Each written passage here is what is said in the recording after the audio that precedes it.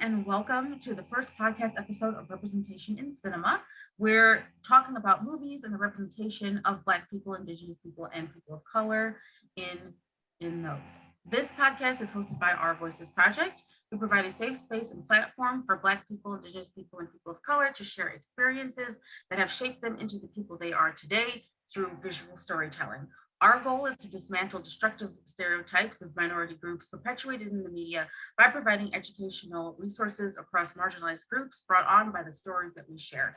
Our Voices Project is also a committed community partner, providing opportunities in line with the New York State culturally responsive sustaining education framework to help educators design and implement a student-centered learning environment that affirms racial and cultural identities, empowers students as agents of social change, and contributes to an individual's engagement, learning, growth, and achievement through cultivation of critical thinking.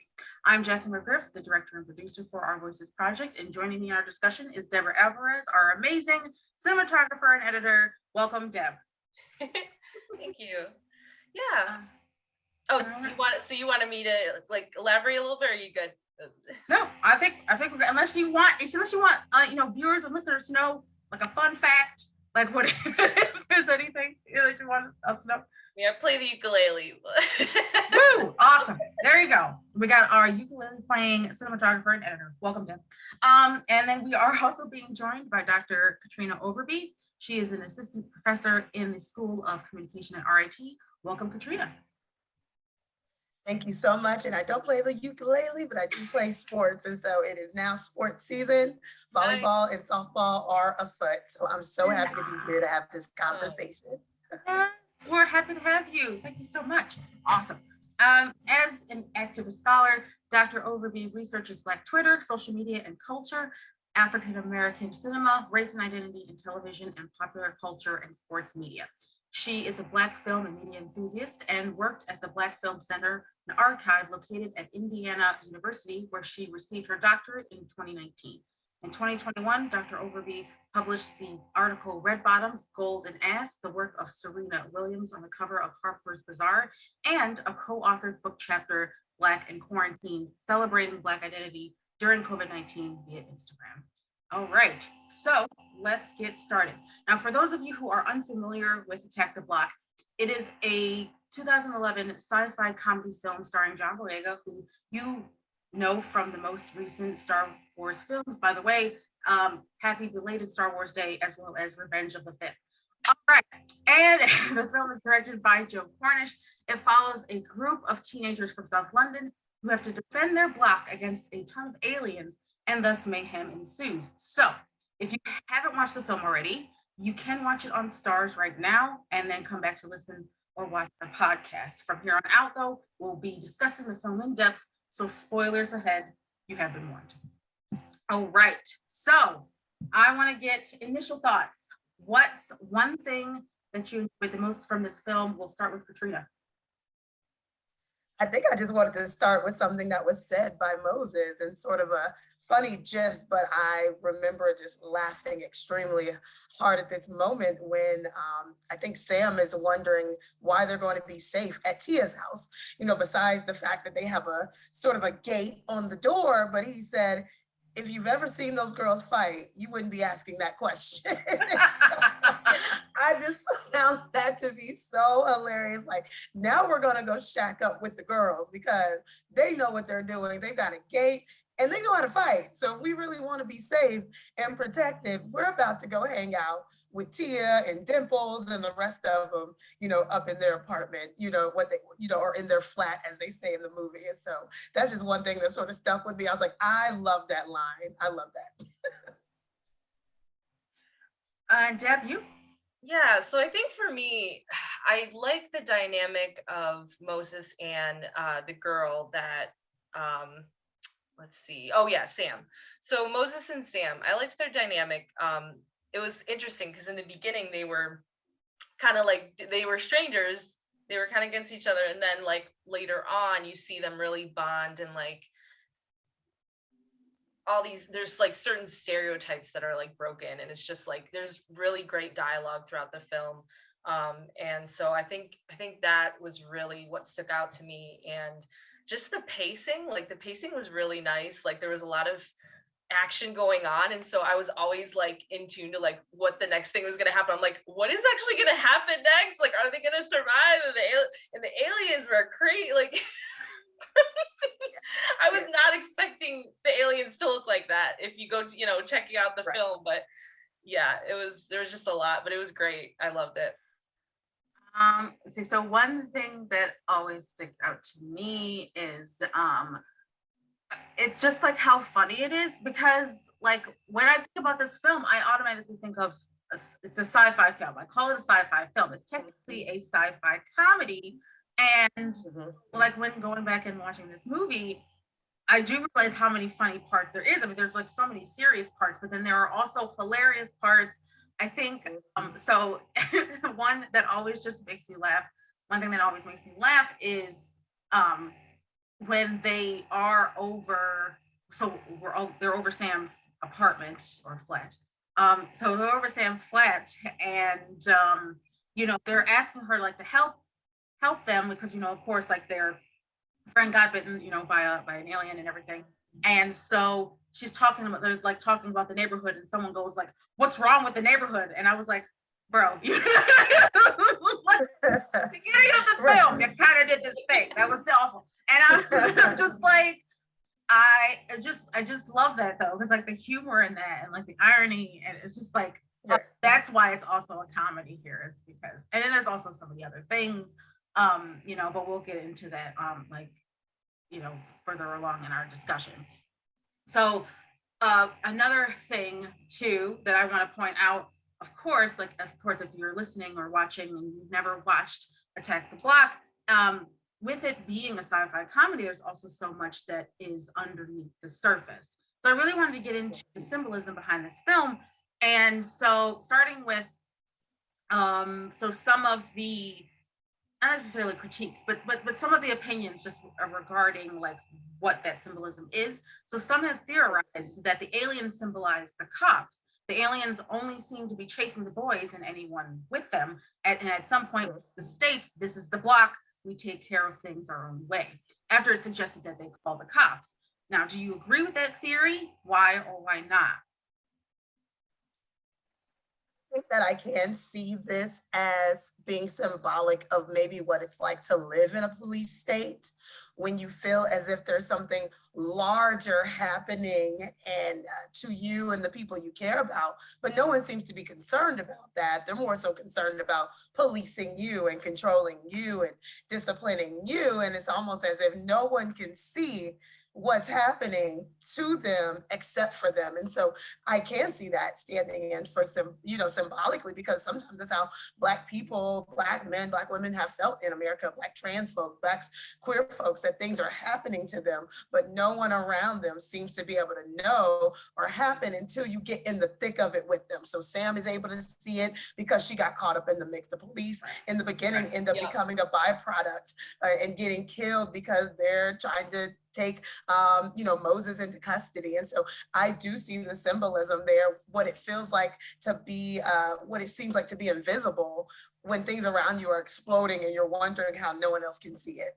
So yeah, I can add on to that, because I completely agree with you, Katrina. Like there was definitely a lot of symbolism incorporated in that, and that it was great that they portrayed it in that way, because it was something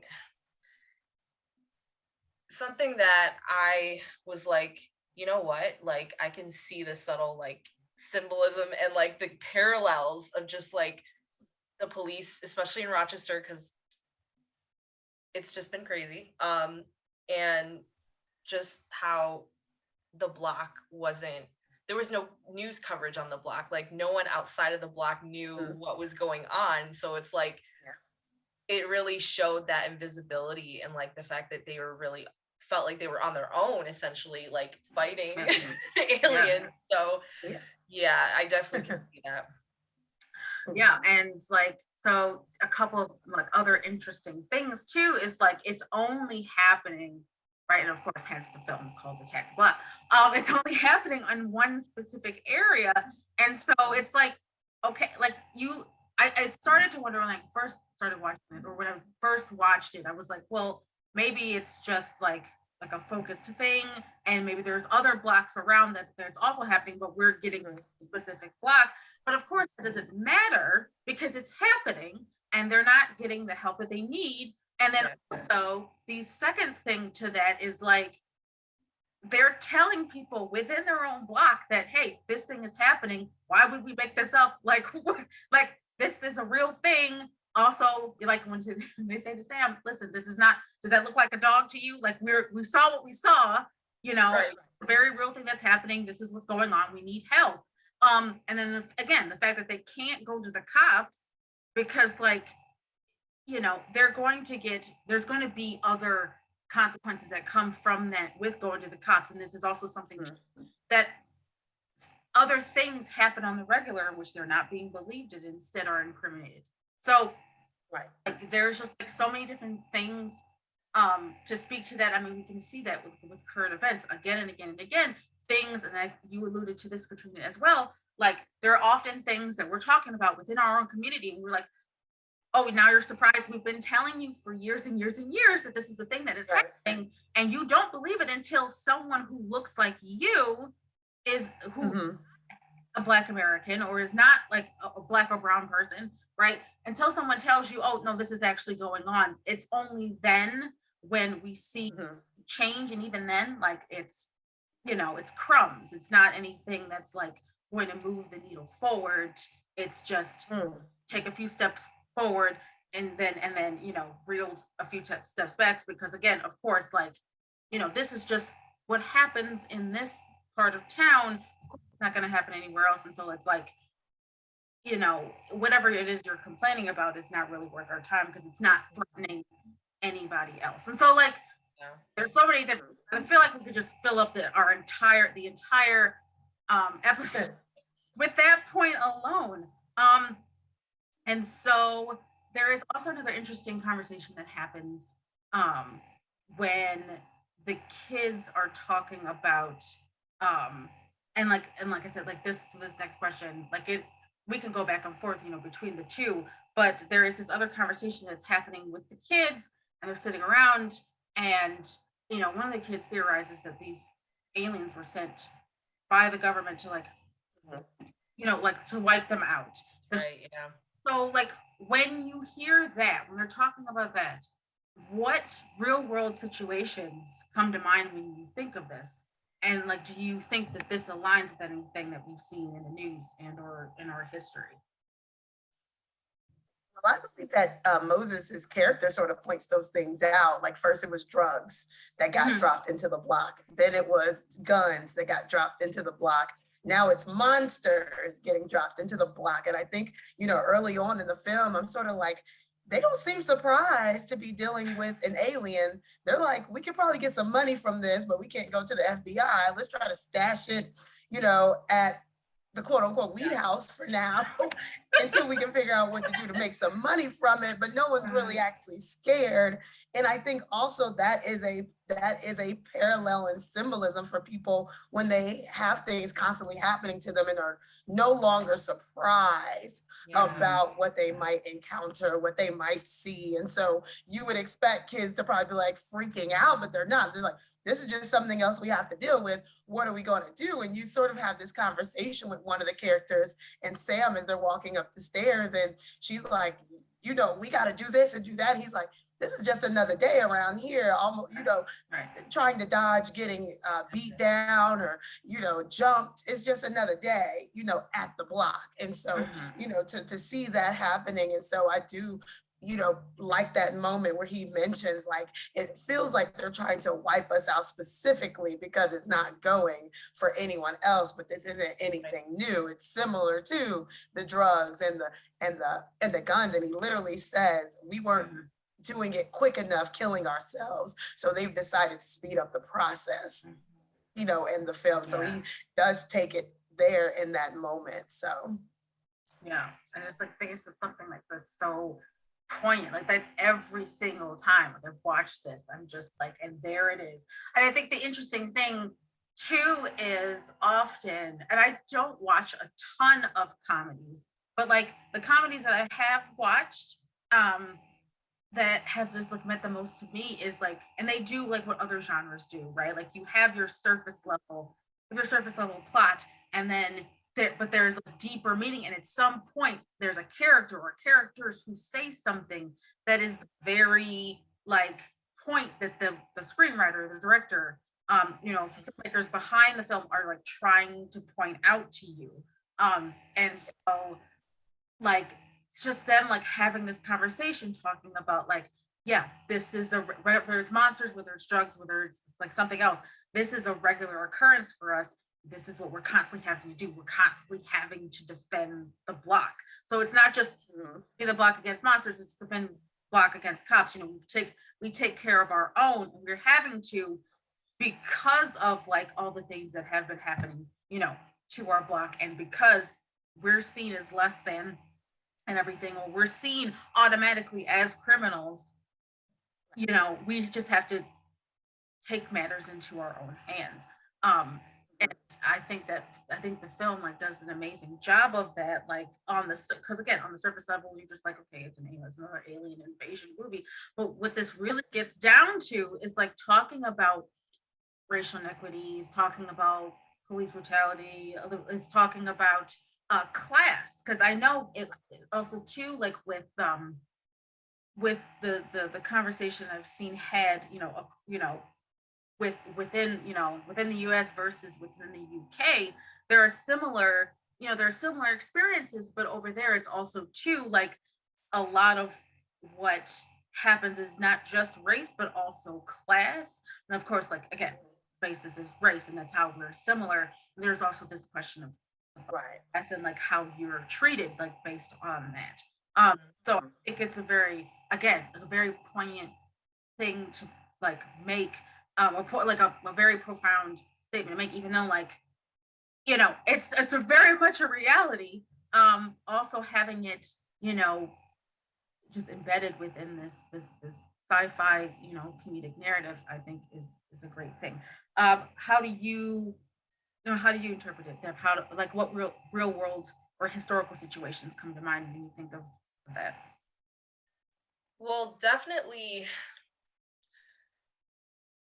I mean, I automatically thought of the protests in Rochester. I'm not gonna lie, because Unite Jackie were a part of that a little bit, but it just definitely painted this picture of like, okay, they're pointing out blatantly that there's a parallel going on, and that this is what it really means, but like not everyone may catch that, not everyone may see that. I mean, I saw it, like I definitely think that movie was important to make, because even though it was like a comedy sci-fi, like I believe that definitely was something that needed to be heard, needed to be shared, like people seeing these characters, and they weren't really well known at the time, were they? I don't think. No. So they were, I think it's John Boyega's like first, I believe, you can correct me if I'm wrong. Anyone who's Oh yeah, it was his first. Yeah. Yes, I believe it was his first film. Also, Yeah, they're cast. yes, and of course, like there's Nick Frost. Right. That we know from what's called the Coronado trilogy by Edgar Wright. So he's been in Shaun of the Dead and Hot Fuzz and Right. at The World's End. So those are comedy films, which also like make these like certain points about things, more personal things, but still like, yeah, that's it's very much in like in keeping like with the other comedy films that Nick Frost has been in and everything like that. And of course, and her name all of a sudden escapes me, but Sam is also the most recent Doctor Who. So she's I also didn't know that. So she's also been in Yeah. Wow. what is it? It's Broadchurch. So it was a Okay. Oh wow. series, yes, called Mhm. Broadchurch. But yeah, I know that the younger folks in the cast, they found them from like a drama studio. I was watching a little clip about them on YouTube, and how, because one of the other characters, the one that played Dennis, was actually originally casting to be or auditioning to be Moses Oh, And then John Boyega okay. steps into that role. And so a lot of them they said they were seeking like first time actors and Mhm. actually like from the streets though, like some actual kids and Ah, some that were in drama class or drama studios. And so they wanted to get folks who were sort of fresh. yeah.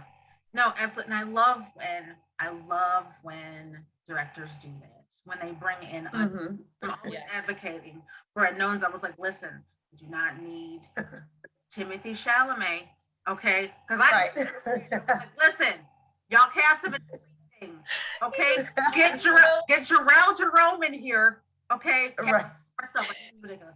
I can go again. I can go on a whole rant about like who needs what because this is ridiculous. But yeah, and I think that was the movie that J.J. Abrams, I think, pointed back to when he was casting for Star Wars. He saw Attack the Block and he was like, I need John Boyega in this movie. Yeah. Or in these movies. And so like, yeah, it's just amazing like how like the progression of that. And of course, like I'm always, advocating for unknowns to get more roles, especially our Black and brown actors, because they're often overlooked. And again, going back to like, people constantly of the same people constantly being recast in other movies. And I'm like, okay, there's other people out there like I was gonna say I also like that John Boyega is actually this person in real life too. He is yeah, the save the block type of person because a lot yeah, of people didn't know he Yeah. was out in the streets protesting. So they yes, had some pictures because he was wearing a Exactly. bandana over his mouth. He was out there just trying to do the work with the people on the low. And he's like the main star of Star Wars, yeah, and so he's Yeah. actually this person in real life as well. And so I right, think right. for me to like be able to see him in his prime and him Mhm. taking on this role, and he was so excited about it. And again, just the messages that come out, like it's clear that John Boyega is like this guy, and he's been sort of building up to be this person, not just in film, but also in his real life. Yeah. So I think that those parallels are awesome as well. Exactly. And like I believe he's working on a program for young Black filmmakers as well. Like he's mentoring Awesome. filmmakers, and so he's been like putting it. Not that I'm stalking at all. I am. I mean, yeah, to like see him then like go on and like mentor these young filmmakers, to make the stories they want to make as well is also very encouraging.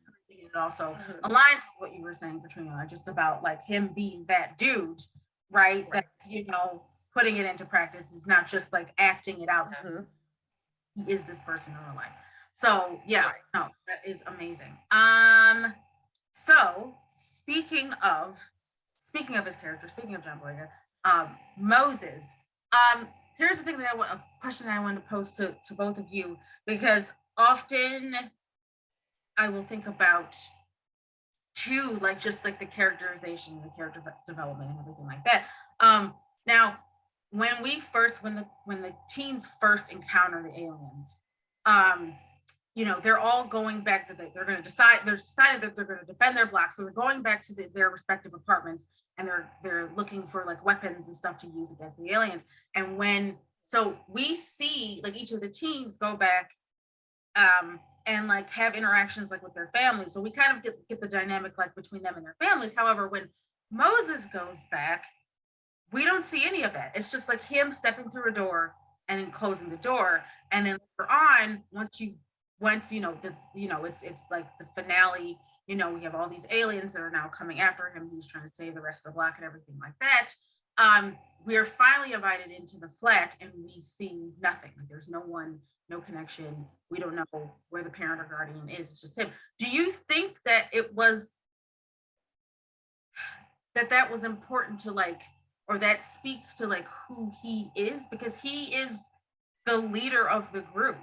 And so do you think that like seeing that lack of connection, especially, with there not being anyone around, Yeah. I think that really plays into his character? I think so. I think that like the fact that because the way it was portrayed, it seemed like he basically was on his own and like had to take care of himself. So I think that definitely plays into like his leadership role and basically saying like, okay, like I gotta make sure our whole group is safe. Like we gotta make sure we're doing this and this, like making the decisions and just being that person, that leader to I I don't know, like a like a father figure or whatever, like just like that, like you know, Like an older older brother. figure, Yeah. yeah, older Yeah. figure, like that's there for them. And it's also in a way kind of sad because who looks after him? Who cares about him? I mean, his buddy, like their friends, obviously, they all, it's like family, honestly. Right. Right. But yeah, like the fact that we don't see his family or know much about that. It's like he definitely has a lot of more weight on his shoulders, I think. Sure. Anything to add to that, Katrina? Right, and you sort of just get an understanding still that he's still just a kid, and I think people forget that about Yeah. young Black youth, even though because Sam makes a comment that he looks older, and I'm like, that's not a good thing because they don't Right. like to treat our children like children. They like to treat them like Yeah. adults before it's their time to be adults. He's 15. He still had a Spider-Man blanket in his bedroom. She said, "Oh, you have a little brother?" He said, "No." And it was his blanket. It was a Spider-Man blanket, right? And it was, pictures of him, and she sort of empathizes with him in this moment. But early on, they try to build up this tension really between him and Sam. She seems a fragile white woman who's, sort of being taken control of, or getting attacked. And then they slowly build their relationship and their friendship. And she starts to see him for more than what their first encounter was. And I think, again, going back to that symbolism, I think it symbolizes sometimes how people feel that if they just got to know Black people and young Black people, that they maybe wouldn't hold all of these preconceived notions and ideas about them, because the elderly woman said, they're a bunch of monsters, aren't they? Mhm. But the real monsters were actually attacking, the young Black Right, men right. our gang of kids in the movie. So I do think that plays into how his character was built, and you see him sort of take on this more fatherly role, like you said, Deb, with the two younger boys that sort of come out and want to fight the aliens, Prob and Mayhem. Yes. And he's like, you all need to go home, do your homework, Play and watch FIFA or Naruto. Naruto. Right, and stay inside. So he's very much like, you can't hang with us, not right now. And I don't want you to be like us. I don't want you to hang with us. I need you to go home. You be better than us. Do your homework. Watch Naruto. But you also see that these kids have a soft side to them as well when they're in these interactions with their families. Yes, Mom, I love you. I'm going to make it back home in time. Again, these are kids. Right. And so I think that's important to remember as we're having larger conversations about what it's like to be young youth growing up in rough, impoverished areas, that they're still just children. Even though they appear to be adults, they're doing adult-like things because they're hanging out with adults, they're drinking, smoking weed, all these other things. But they're children at the end of the day. So what would things look like if we actually allowed people to treat young Black kids as kids? Right. Exactly. Time and time again, like us feeling like we have to grow up a little just because of the way that we're treated, but also we are kids. And so to be treated as kids is almost as if like we're asking too much. Like we enjoy the same things that you enjoy. Like again, enjoying Spider-Man, enjoying comic books, watching cartoons and what have you. Like at the end of the day, they're still kids. And so to not treat them as such, regardless of like, how you like feel that they've been brought up or what have you, there's at the end of the day, they're still kids. They're still children. Exactly. The film kind of ends.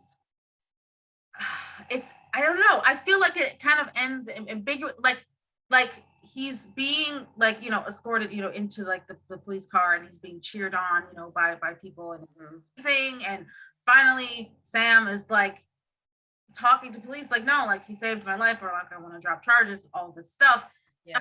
Right. Then like I still kind of wonder, and I'm like, is he going to get out? Like, are they, like, I don't know. How do you think, just to in your own way, in your own theory, like what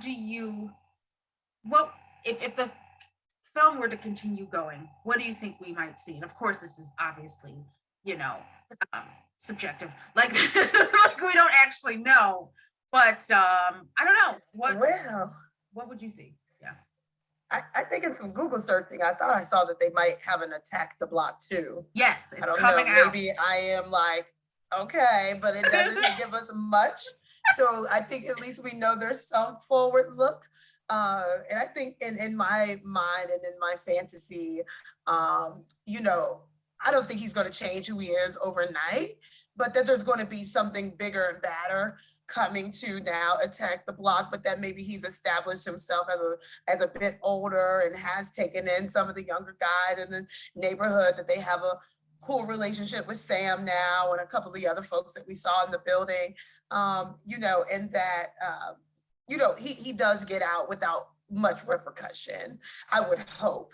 I think in my fantasy and in my mind, and I like how sometimes I almost wish this was one of those movies that had two endings. Like, I like movies that have two endings, like Get Out, so we're talking about symbolism and sci-fi, and, Get Out had a lot of symbolism but there were two endings, right? One that we hoped for and one that we didn't so much hope for, right? So what would it have been like to get two different endings to this and actually be able to see beyond his final arc moment, which I think is people cheering him on, because these are the same people who were just like, you ruin everything, Moses. Exactly. Anytime you come, the girls, they wanted him to come through, and they invited them into the home to try to protect them, but then they were like, you bring chaos with you wherever you go, and they were sort of raining down on him, until Sam sort of says to him, you don't have to do this. He was like, yes, I do.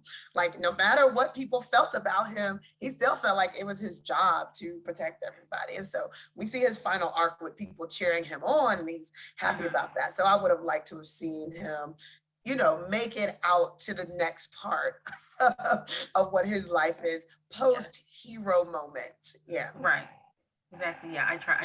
I tried to tag possible to try to get him on the podcast, so we can get a glimpse into like what you're thinking for Attack the Block 2. But yes, I am also looking forward to seeing, kind of like what the thought process is and like what the storyline might allude to, for that.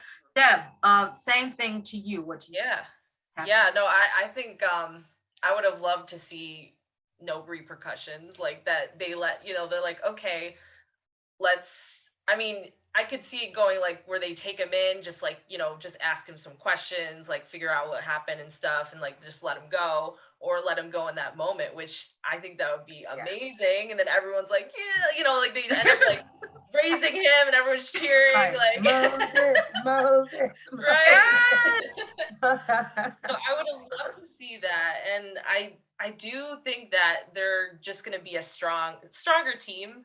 And I think Sam will probably be involved, and more people. And I think now that the neighborhood was starting to realize, like, actually who the enemy is like, then I want them to see them, aiding this group, or like helping, like basically like forming a bigger community, like bringing the community better, closer, essentially. Yeah. So, yeah.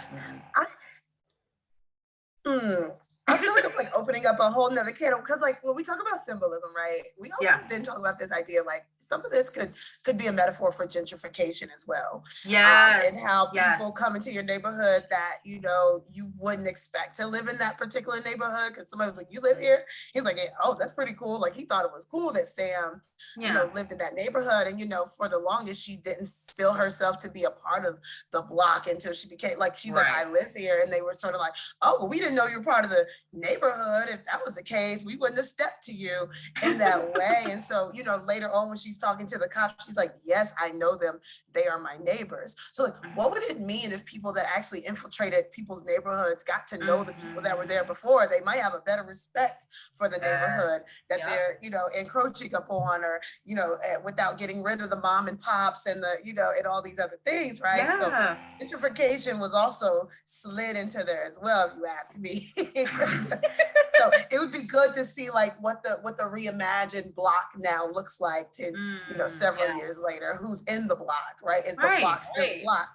Right. But we don't, and it's not just Sam either. I mean, it's like also I forget his name, but he's the zoologist, right? So the zoo Mm-hmm, mm-hmm, Yeah. like joining them and everything like that. And like see, right. and of course, no one would like bet an eye, or people actually not bet an eye, but more so like be surprised, these two live in the block, Right. so I would like to see, and I also I forget what the line was where I did start to see, well, maybe it is like that gentrification and like things being taken over and then being pushed out again when Mhm. this is talking about, you couldn't wipe us out fast enough. That's where I started Yeah. to think about the gentrification question because I was like, oh, is it talking about that? And everything like that. Yeah. No, that you bring up a brilliant point. Yes, and I don't know, we may have to talk about it more because it can also open up, yeah, I mean, absolutely open up an entire conversation too about gentrification and, the things that in the film that point to that as well. So no, I do think that's a really good point. Any other final thoughts from either one of you as we wrap up our conversation?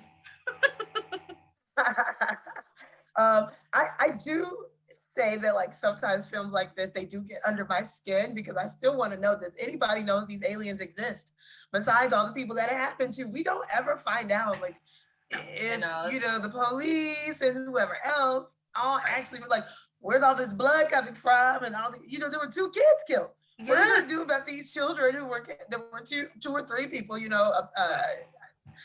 but Dennis and Jerome or somebody, what happened to them, and yeah.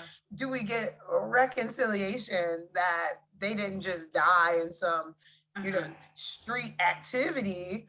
This was aliens, and Yeah. there was a point in there because Sam was like, she said something, and he said, well, it's not the violence in the movies, it's not a war. She was like, if it's a Yes. war, leave me out of it. He's like, this ain't a war, this ain't the violence on TV, this isn't the, whatever you think it is. We're getting attacked here. Like, so Yeah, I want to exactly. know, do people ever actually understand that there are actual aliens invading the block? That's my Yes. final thought. Yes. Yeah. Deb, I'll swing it over to you. You had me thinking, Katrina, because I'm like, what if they were the only ones that saw it? I mean, like, and no one else could Right. see it. And I was like, oh, who knows? But yeah, it definitely, gosh, to close, I mean, I just love seeing films like this. Highly recommend watching it, like watching more films that have Black and brown people and not dealing with trauma. Because it's Right. more than that. There's way other stuff out there. The Harder They Fall was such a great example. Right. Literally exactly. incorporating Excellent film. everything that we love about Westerns and putting Yes. Black people and brown people like Yeah. at the forefront Right. and Yes. representing them. And so I want to Yes. see more of that. And Yeah. yeah. Yeah, and can't then wait to see what happens in the second movie. right, and then Right. also making us the heroes, like of our Yeah. Mhm. at the end. There's Yeah. just this like, I mean, they're shouting his name. He's making this Yes. sacrificial move. It's like, Yeah. like you love to see it, and I want to see Yeah, you do. more of us in sci-fi. Higher Yeah. unknowns, please, especially Black and brown people. Yes, I love seeing it. I am appreciative of both of you, for talking with me about, about Attack the Block, about, themes and everything, and then the plot of the movie and everything, and just how amazing it is. So I'm glad we got to talk about this. Thank you again so much, Katrina, for joining us for our talk. Thank you. Absolutely. For listeners and anyone who's watching this, again, she's an assistant professor in the School of Communication at RIT. We always appreciate her thoughts about film and pop culture. We also want to thank all of our viewers and listeners for your support of our Voices Project and our Representation in Cinema podcast. You can find us on YouTube, Facebook, Instagram, Twitter, or online or on our website at www.ourvoicesproject.com for more information about what we do. Sign up for a newsletter there, and you can be the first to get notifications about podcast episodes and new projects. We're going to be talking about the movies Fast Color, Passing, and Moonlight in the coming months, so be on the lookout for those coming your way soon.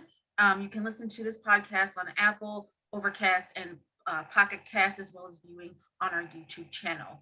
This has been Jackie McGriff and Deborah Alvarez and Katrina Overby. And thank you so much for listening and watching, and get out there and watch more films.